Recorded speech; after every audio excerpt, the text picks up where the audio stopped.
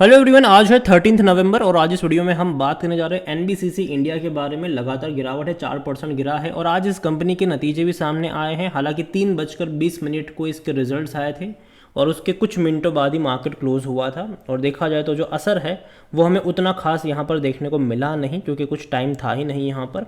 लेकिन बात करेंगे वीडियो में कि कल क्या असर यहाँ पर, मतलब जो रिजल्ट्स आए हैं वो आज वो कैसे आए हैं यहाँ पर इस कंपनी के। और गिरावट तो कुछ ज़्यादा ही है यहाँ पर, तो बात करना बनता भी है कि चल क्या रहा है। तो देखिए, वीडियो को शुरू करूँ उससे पहले अगर आपने अभी तक चैनल को सब्सक्राइब नहीं किया है तो प्लीज़ अभी इसे सब्सक्राइब कर लीजिए, क्योंकि आगे भी बहुत सारे वीडियोस हैं जो आपको काफ़ी ज़्यादा हेल्प करेंगे। तो गिरावट तो है बाजार में और कुछ ज़्यादा ही बड़ी गिरावट है। स्पेसिफिकली सरकारी कंपनियों की तो पिटाई हो ही रही है और भी कई सारी कंपनी से जो लगातार गिरावट पे गिरावट ही दिखाती नज़र आ रही है। एनबीसीसी अगर देखें तो एक महीने में 20 से 21% गिर चुका है। इससे पहले भी गिर कर ये 87 रुपीज़ पे गया था, तेज़ी दिखा दी थी, वापस 100 पे गया। वापस यहाँ पर देखोगे तो पिछले 5 ट्रेडिंग सेशन से लगातार गिरावट देखने को मिल रही है और ये पूरे बाजार का हाल है। भयंकर गिरावट अभी के टाइम पर यहाँ पर बाजारों में चल रही है। अगर आप एक साल का ग्राफ देखोगे तो 97% का अभी भी ग्रोथ है। ये 40 रुपये के आसपास था, ऐसी रफ्तार पकड़ी थी कि 125 130 पे गया था। हालांकि ये उससे ऊपर गया था बाद में, अगर आप देखो तो बोनस के चलते प्राइस एडजस्ट हुआ है यहाँ पर। लेकिन डेफिनेटली गिरावट ये अभी दिखा रहा है। अगर कोशिश भी करता है थोड़ी बहुत तेज़ी दिखाने की तो वापस से गिरावट यहाँ पर देखने को मिल रही है। और जहाँ तक रिजल्ट्स की बात करें, देखो अच्छे नंबर, बुरे नहीं हैं ये, अच्छे नंबर मैं कहूँगा। ये जो नंबर्स आप देख रहे हो वो लाखों में है। तो कुल मिलाकर इसका इस बार का जो रेवेन्यू हुआ है वो 2525 करोड़ के आसपास का हुआ है, जो कि अच्छा है, क्योंकि इससे पहले के क्वार्टर में 2195 करोड़ का रेवेन्यू था और पिछले साल इसी क्वार्टर में 2135 करोड़ का रेवेन्यू था। तो उसके मुकाबले इस बार के नंबर्स पिछले साल के मुकाबले भी अच्छे हैं, पिछले क्वार्टर के मुकाबले भी अच्छे हैं रेवेन्यू वाइज अगर आप देखो, और प्रॉफिट वाइज भी देखोगे तो अच्छे ही हैं, बेहतर ही नंबर मैं कहूँगा इसको। इस बार का जो इनका प्रॉफिट हुआ है वो तकरीबन 1250 करोड़ का है, सॉरी 125 करोड़ का है, सॉरी 125 करोड़ का इनको मुनाफा हुआ है, जो कि पिछले साल 80 करोड़ के आसपास का था और पिछले क्वार्टर में 107 करोड़ का था। तो देखा जाए तो जो इस बार का प्रॉफिट इनका हुआ है वो अच्छा है, 125 करोड़ का मुनाफा कमाया है, जो कि पिछले साल के मुकाबले भी बहुत अच्छा है, पिछले क्वार्टर के मुकाबले भी बहुत अच्छा है। तो रेवेन्यू प्रॉफिट दोनों ही यहाँ पर अच्छे देखने को मिले हैं और ये एक अच्छी बात है इस कंपनी के लिए, ठीक है, बेहतर चीज़ मैं कहूँगा। ये नंबर जो आए हैं वो अच्छे हैं और आज इसके रिजल्ट आए दोपहर को 3:20 के आसपास इसके नंबर्स आए थे और उससे कुछ ही मिनटों में मार्केट क्लोज हुआ था। तो शायद हो सकता है कि जो नतीजे का इम्पैक्ट हो कल देखने को मिले, लेकिन आज भैया बाजार वैसे भी बहुत गंदे मूड में था। अगर ये 2-3 घंटा पहले भी नंबर्स आता तो भी कोई ज़्यादा शेयर प्राइस में फ़र्क नहीं पड़ता, क्योंकि मार्केट बहुत गंदे तरीके से गिर रहा है, बहुत गंदे तरीके से। और देखो ऐसा नहीं कि जब गिरावट है तब मैं बात करूँ, अगर आप चैनल को रेगुलर फॉलो करते हो, मैंने पहले भी कहा था कि बाज़ार में असली गिरावट जो है वो दिवाली के बाद देखने को मिलेगी और वो देखने को मिल भी रही है। और जहाँ तक बात करें वॉल्यूम्स की इस कंपनी में, तो 93 लाख के आसपास के शेयर यहाँ पर ट्रेड होते नज़र आए हैं, जो कि ठीक ठाक क्वांटिटी है। कल शायद बड़ी क्वांटिटी में ट्रेड होता नज़र आ सकता है ये। जहाँ तक इसका मार्केट कैप देखें तो वो 24,000 करोड़ का है। और देखा जाए तो इस कंपनी की जो ऑर्डर बुक है ना, ऑर्डर बुक वो इसके मार्केट कैप से डबल से भी ज़्यादा की है। तकरीबन 55,000 से 60,000 करोड़ की ऑर्डर बुक है इस कंपनी की, जो कि इसका प्लस पॉइंट है, ठीक है। इसकी ऑर्डर बुक बहुत बड़ी है, लेकिन नंबर्स में वो चीज़ दिखनी चाहिए। रेवेन्यू प्रॉफिट में शायद आने वाले क्वार्टर में दिखना स्टार्ट भी हो जाए, आने वाले कुछ टाइम में। और जहाँ तक नज़र करें इस कंपनी को लेकर, तो देखिए एनबीसीसी इंडिया ने अभी हाल फिलहाल में अगर आप देखोगे तो ये पिछले हफ्ते की न्यूज़ है कि 500 करोड़ का इनको ऑर्डर मिला था, कंस्ट्रक्शन कॉन्ट्रैक्ट मिला था फ्रॉम BIS की तरफ से। उससे पहले भी कई सारे मल्टीपल ऑर्डर इसको मिलते रहते हैं।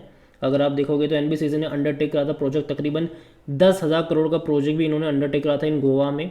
तो बहुत सारे प्रोजेक्ट पे कंपनी काम कर रही है, बहुत बड़ी ऑर्डर बुक कह लो कि इस कंपनी की भी देखने को मिल रही है।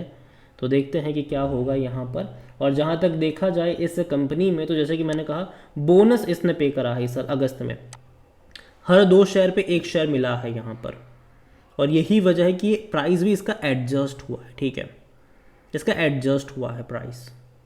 और जहाँ तक देखें तो इससे पहले मतलब 2017 में इसने आपको बोनस पे किया था, अभी इस साल इसने पे किया है बोनस, जो कि ठीक ठाक बोनस है मैं कहूँगा। तो देखा जाए तो देखने में लग सकता है कि यार कम है, लेकिन बोनस के चलते कम देखने को मिल रहा है, वरना एक्चुअली इसका जो प्राइस था वो एक्चुअली में 180-190 पे चला गया था, ठीक है। इवन शायद 200 पे भी गया था, वहाँ पर जाने की भी कोशिश कर रहा था, 200 के आसपास भी गया था ये। तो वहाँ से गिर कर नीचे आया और पहले तो एडजस्ट हुआ प्राइस, और देखा जाए तो उसके बाद लगातार गिरावट तो है। 130, अगर मैं एडजस्टेड प्राइस भी अगर काउंट करता हूँ तो 130 रुपये से गिर कर ये नीचे आया अभी के टाइम पर। और जहाँ तक नज़र करी जाए इसके नंबर्स को लेकर, तो डेफिनेटली एनुअली ग्रो कर रहा है नंबर वाइज भी, और प्रॉफिट वाइज भी अगर आप देखोगे तो यहाँ पर बढ़िया ग्रोथ हमें देखने को मिला है 2024 में, और आने वाले टाइम में शायद और बड़ा ग्रोथ हमें देखने को मिल सकता है। और जहाँ तक वैल्यूएशन के बारे में देखें तो क्या देखो, अभी भी ये महंगा तो है, 58 का पी है इसका, सेक्टर पी 48 का है। इसका जो पी रेशियो है देखो, और जो भी सरकारी कंपनी, ठीक है, इसका पी एक्चुअली में कम होना ज़रूरी है, तभी तो वो सरकारी कंपनी होती है ना, ठीक है। और इवन कई सारी ऐसी कंपनीज है सरकारी जिसका पी बहुत कम है, लेकिन फिर भी शेयर प्राइस में कभी तेज़ी नहीं आई, मतलब कोई इतनी बड़ी तेज़ी देखने को मिली नहीं है। तो यहाँ पर तो मैं एक्सपेक्ट कर रहा हूँ कि देखो इसका पी रेशो थोड़ा बहुत कम होना चाहिए, एटलीस्ट सेक्टर पी से तो कम होना चाहिए, और जब वो होगा तब शायद हमें यहाँ पर देखना पड़ेगा कि तब क्या सिनारियो यहाँ पर बन रहा है। जहाँ तक फाइनेंशियल देखेंगे इस कंपनी के, तो धीरे धीरे ग्रोथ, कुछ कुछ क्वार्टर अच्छे आ जाते हैं, कुछ कुछ क्वार्टर ख़राब भी आ जाते हैं इनके। ये क्वार्टर के जो नंबर है वो मेरे हिसाब से अच्छे ज़रूर है, लेकिन अगेन मैं कह दूँ इससे पहले के भी कुछ क्वार्टर थे जहाँ पर 136 करोड़ का भी प्रॉफिट था, 110 करोड़ का भी प्रॉफिट था। इस बार 125 करोड़ का मुनाफा कमाया है, जो कि पिछले साल के मुकाबले भी ज़्यादा है, पिछले क्वार्टर के मुकाबले भी ज़्यादा है। तो देखते हैं कि चीज़ें कैसे नज़र आती है। और हाँ, रेवेन्यू भी जो हुआ है वो ठीक ठाक मैं कहूँगा, यहाँ पर उतना ज़्यादा अफलातून नहीं, लेकिन अच्छे रेवेन्यू है। नंबर्स मेरे हिसाब से एवरेज है, अच्छे नंबर में कहूँगा। एटलीस्ट मार्केट अगर इतने गंदे मूड में ना होता तो एटलीस्ट गिरावट इस नंबर से तो नहीं आनी थी, ठीक है, लेकिन मार्केट ही जब नेगेटिव में है तो अच्छे नंबर भी कुछ नहीं कर पाएंगे। और जहाँ तक शेयर होल्डिंग के बारे में बात की तो प्रमोटर की होल्डिंग 61.75% की है। प्रमोटर यहाँ पर गवर्नमेंट है। 3.46% का स्टेक, जो पहले म्यूचुअल फंड का 3.45 था, हल्की सी खरीदारी हुई है।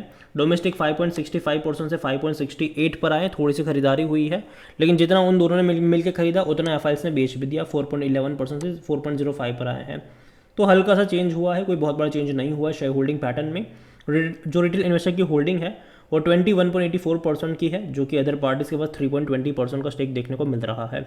ओवरऑल अगर मैं एनबीसीसी इंडिया के बारे में अगर बात करूँ तो देखो, कंपनी जो है वो फंडामेंटली मुझे ख़राब नहीं लगती है, ठीक है, लेकिन अभी मार्केट अच्छे मूड में नहीं है। ऑलरेडी ये वो कंपनी है कि इतनी बड़ी गिरावट के बावजूद भी अभी भी यहाँ पर 100% का ग्रोथ दिखा रहा है।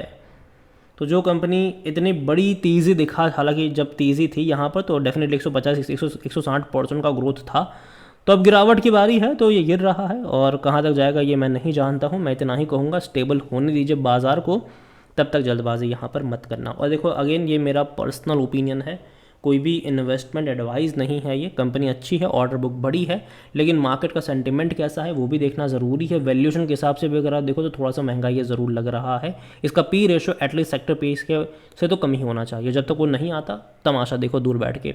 अगेन मेरा ओपिनियन है, खरीदारी बिकवाली करने से पहले अपने फाइनेंशियल एडवाइजर की सलाह जरूर लीजिएगा। वीडियो को यहीं पे एंड करता हूँ। पसंद आया हो तो लाइक करें, शेयर करें। चैनल अगर आप पहली बार तो प्लीज़ सब्सक्राइब करें। और एनबीसीसी इंडिया के बारे में आप क्या सोचते हैं वो भी आप मुझे कमेंट में लिख के बता सकते हैं। Thank you.